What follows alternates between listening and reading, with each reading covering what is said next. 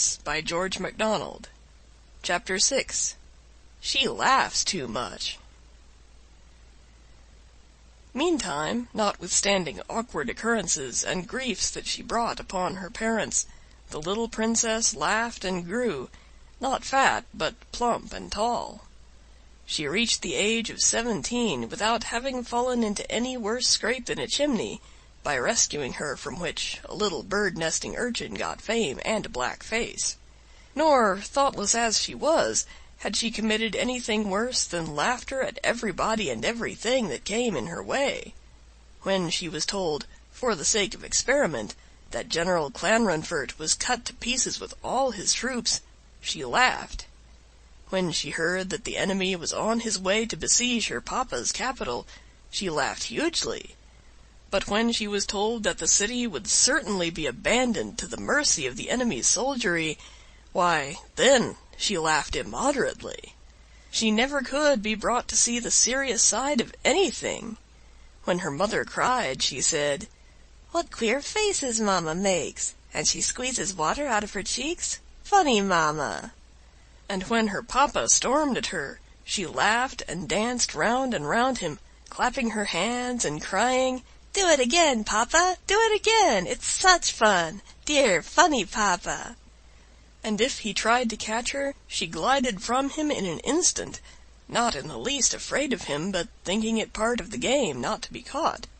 With one push of her foot she would be floating in the air above his head, or she would go dancing backwards and forwards and sideways, like a great butterfly.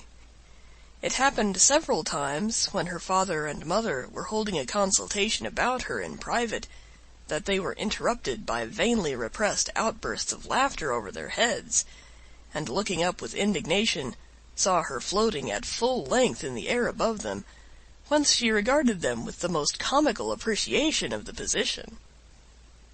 One day an awkward accident happened. The princess had come out upon the lawn with one of her attendants, who held her by the hand. Spying her father at the other side of the lawn, she snatched her hand from the maid's and sped across to him. Now, when she wanted to run alone, her custom was to catch up a stone in each hand, so that she might come down again after a bound. Whatever she wore as part of her attire had no effect in this way. Even gold, when it thus became as it were a part of herself, lost all its weight for the time. But whatever she only held in her hands retained its downward tendency. On this occasion she could see nothing to catch up but a huge toad that was walking across the lawn as if he had 100 years to do it in. Not knowing what disgust meant, for this was one of her peculiarities, she snatched up the toad and bounded away.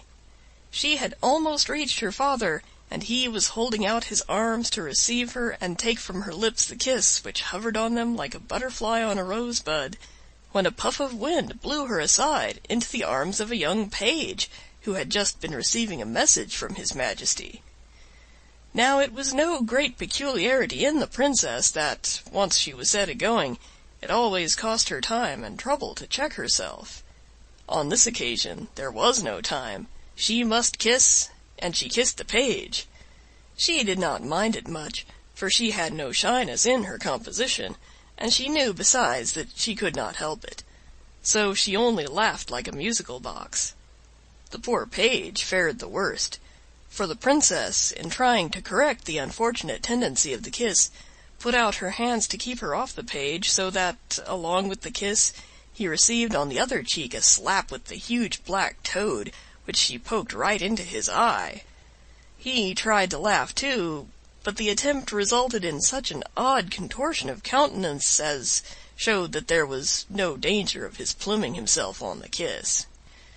As for the king, his dignity was greatly hurt, and he did not speak to the page for a whole month.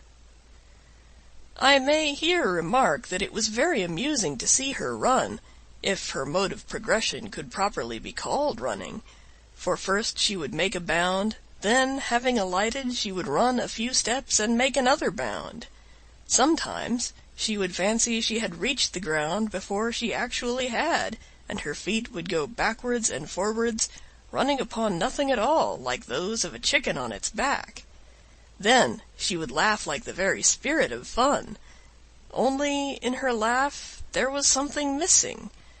What it was I find myself unable to describe. I think it was a certain tone depending upon the possibility of sorrow. Morbidezza, perhaps. She never smiled. End of chapter 6. Recorded April 13th, 2006.